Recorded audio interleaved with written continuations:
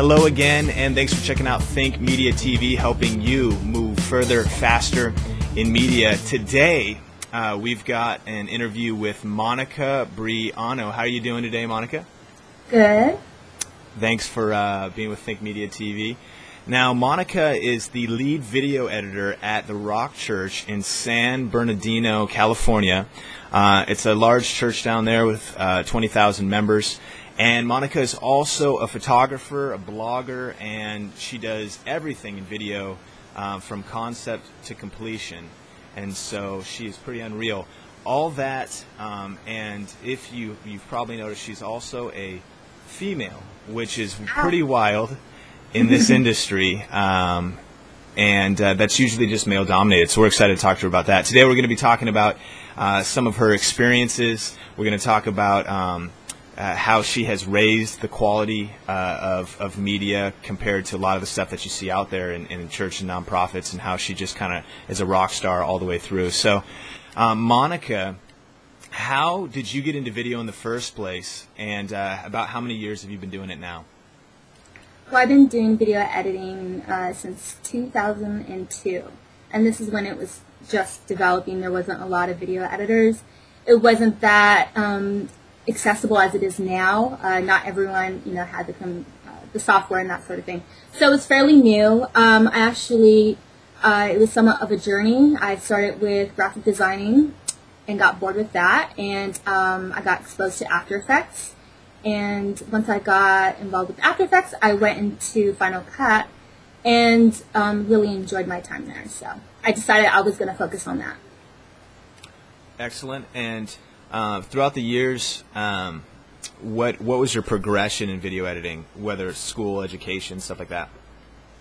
Right. Well, I guess in high school, I just tried to find what I was good at, and I wasn't good at sports, and I wasn't good at being in front of an audience or anything like that, but I was good at taking pictures, and that was what I enjoyed. And then I was good at piecing things together, piecing stories together for like projects, that sort of thing. And then so afterwards, after high school, I decided I would do something in the creative field, and just experimented with different elements and just tried to find what I was good at, and piecing stories together. That's kind of what I focus on more than graphics, that sort of thing, although I have a grip on it, but I like to be able to tell the story. And I think that's why I was so bored with graphic designing, because you only have one flat image and that's it. Right. And then, so after high school, have you had other education when it comes to video editing, or have you been self-taught, or both? Right.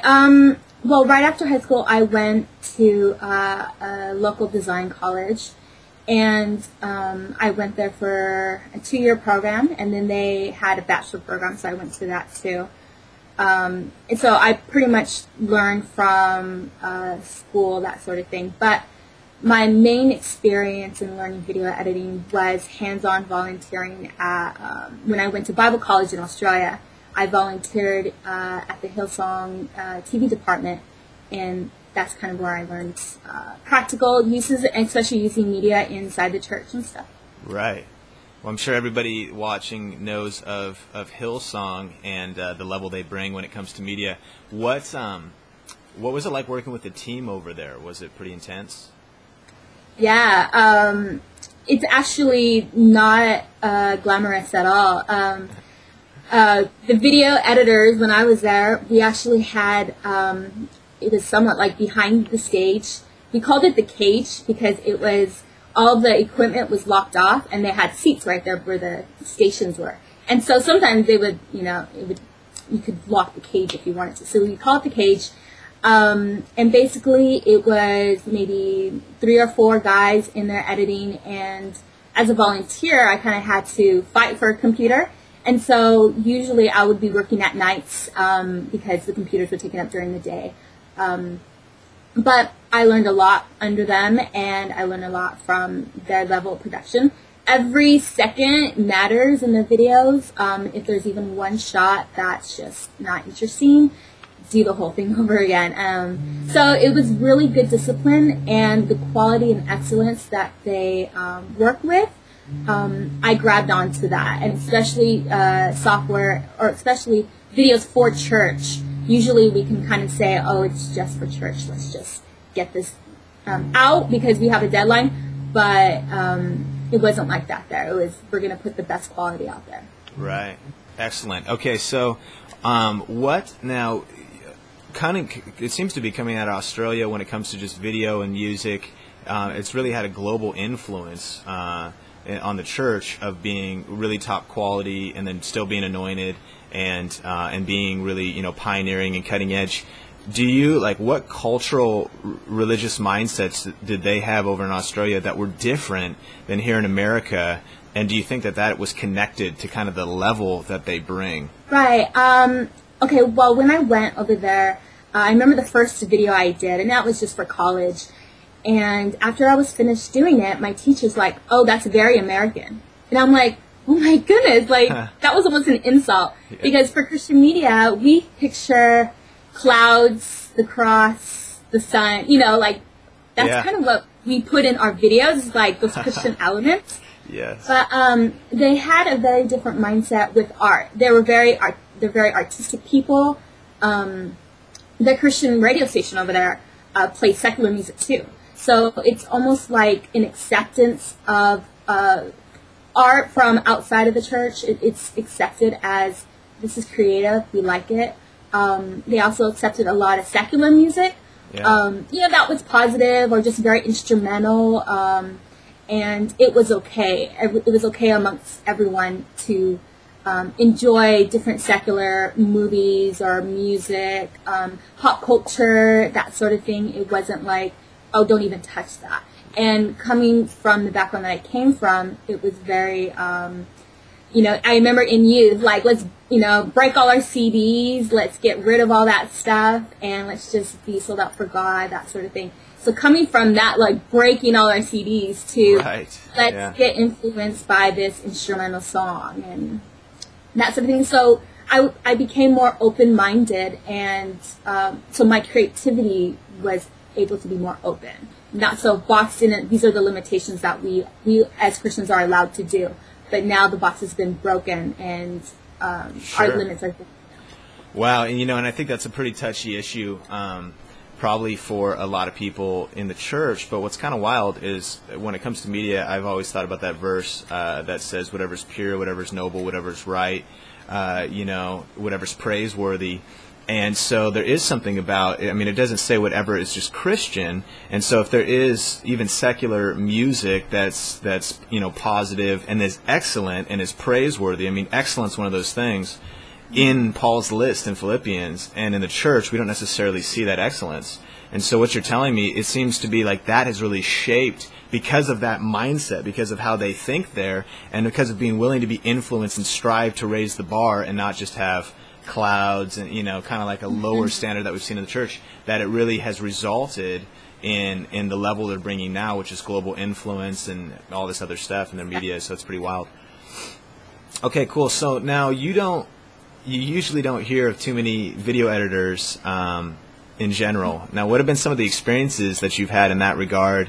And also, what would you say to just women watching that want to break into an area that isn't normally occupied by women?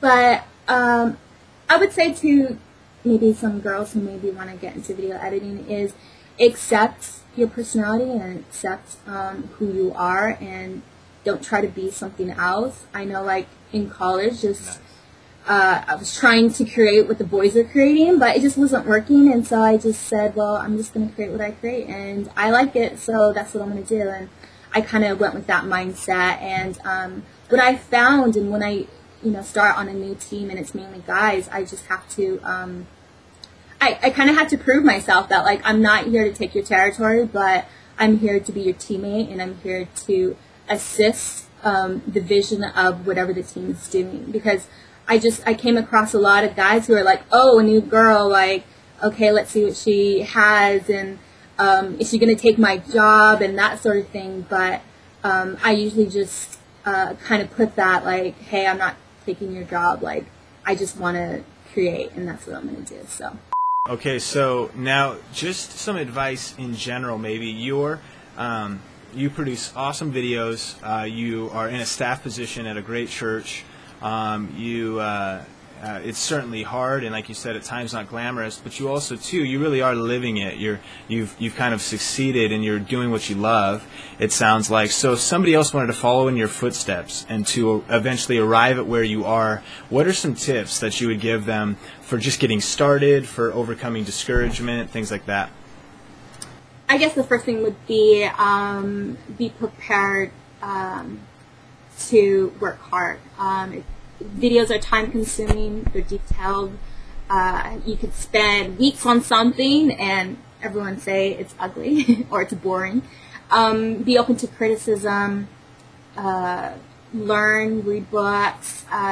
Make friends who do what you want to do, but who are better than you, and learn from them. I would just say, just jump in it and love it. You have to love it in order to get into it, no matter what you do in life, no matter what you decide to do. You have to love it because you're spending most of your time there. Sure. I love it. So work hard. Work ethic is huge, and love it, and just get in and don't give up, and just perseverance. It sounds like you really have exhibited that. Okay. And stay humble. And stay humble. Have you encountered pride in the... Oh, yeah. I mean, you make a video and people say, oh, you're awesome, look at that video, and then you make another one and people are like, what was wrong with you that time? Right. But you have to take criticism, and humility, being humble helps you take that. Don't let, if you get glory, don't let it get to your head. It's just, it'll pass. You won't get it for too long. Right. Awesome. Okay, 2 questions. The first one is, if I'm a pastor or a leader and my church hasn't really invested heavily in media yet, why should we? And what is your heart? Like, what's the heart of media, and how can it benefit the bigger vision of a church or an organization? Yeah, well, this generation and even the older people, it's becoming culture to communicate through videos, and that's going to be our way of spreading the gospel. You can reach 1 million people by making just one video and putting it out on YouTube, and having delivered your message, deliver the message of Christ all over the earth, instead of one person traveling overseas and spreading the gospel. It's just a new way of being a missionary. And wow, yeah. Yeah, it's a revolution that has started since YouTube started in 2005 and all these social networks. It's the way things are going, and we can't stop it, we can't fight it, so why not just embrace it and be a part of the movement and begin to think of new and creative ideas that could support the gospel and can support the church, and not just relying on tithes and offerings, but creating something that can actually bring finances to the church and benefit it. So there's just so much we could do with it. It's accessible now, it's affordable, and our generation's creative. So, I really believe that God has blessed us with that, and so we just got to use it. That's awesome. Okay, and now, second part of this question is that, side note, if you have not seen this video by Monica, this recent women's conference video she did, the link is in the description down below. And so hold shift, open it in a new window, and check that out. And this is an amazing video you did, Monica. But the question is, after the viewers watch this, how long does something like this take to produce? I know that one thing that can happen for leaders and pastors is they go, hey, I want to jump in media. It's going to be no big deal. Let's just have a volunteer, just grab a flip cam and start making stuff. But it's not going to be that. And so what does it take to produce that video, that women's conference video you did? Right. That video actually took longer than I expected. I was expecting it to take a few days. But just the content of it was so big. There was just a big story that needed to be told. It was a video from 1941 to 2010, and it was just a lot of research, a lot of rendering time, and that sort of video. The quality of it, I put in extra time just to represent my church and to represent God. if something is slapped together and everyone knows it, you're not really representing your church, or you're not representing God very well. So that's why there is that spirit of excellence. And it's not because, oh, look at us, we're great, and look how great we are, but having that, just being able to show off work, but allowing it to be attractive so people can see it who are not even in church or whatever.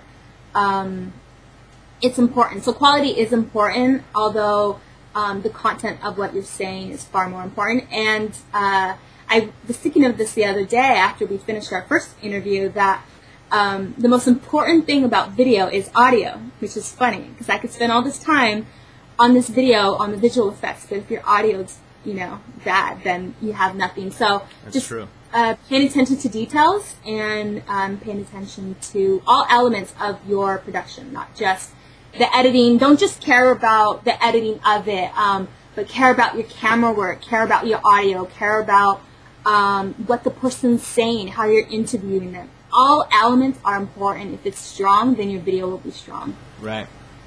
Awesome. So practically in that video, just how many days, what equipment did you use, and like overall, what did it take to get that video done? Right. That video I didn't have to shoot anything because it was just footage of history. So I had to spend 2 days of research, of getting my timeline, what I wanted it to say.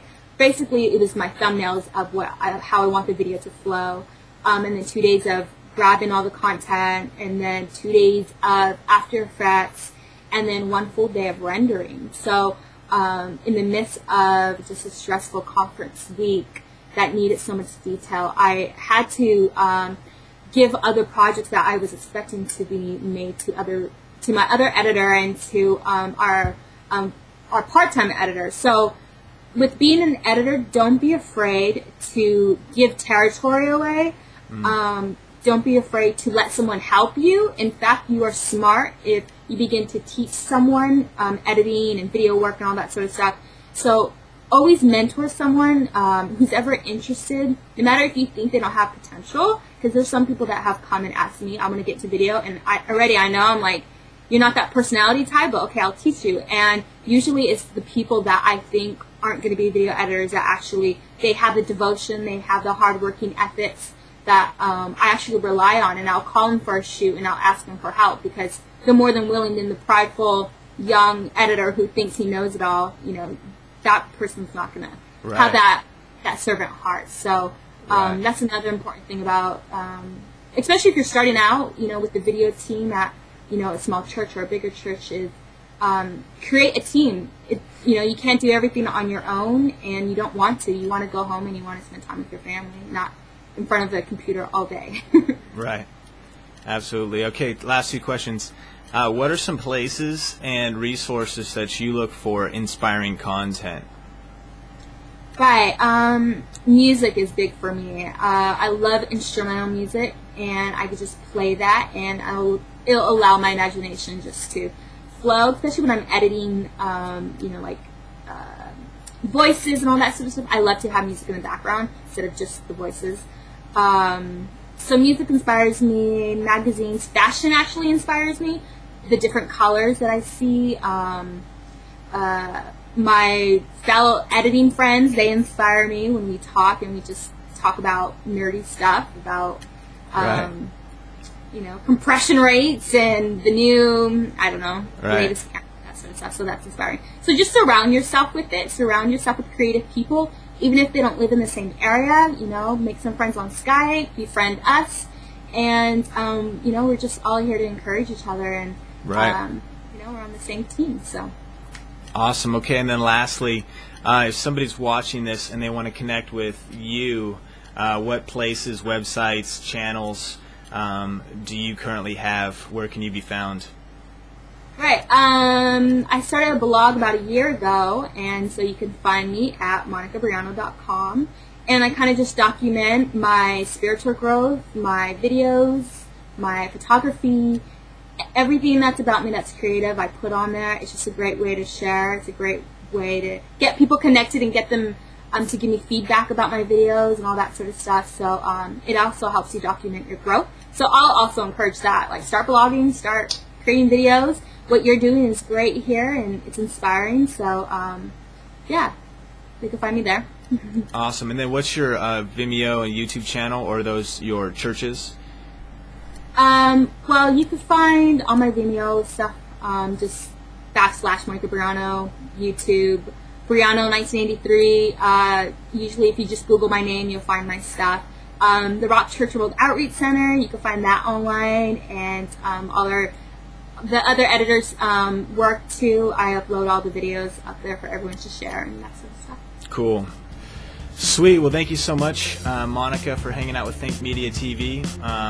We'll hopefully talk to you again soon someday, and thanks. Cool. Thank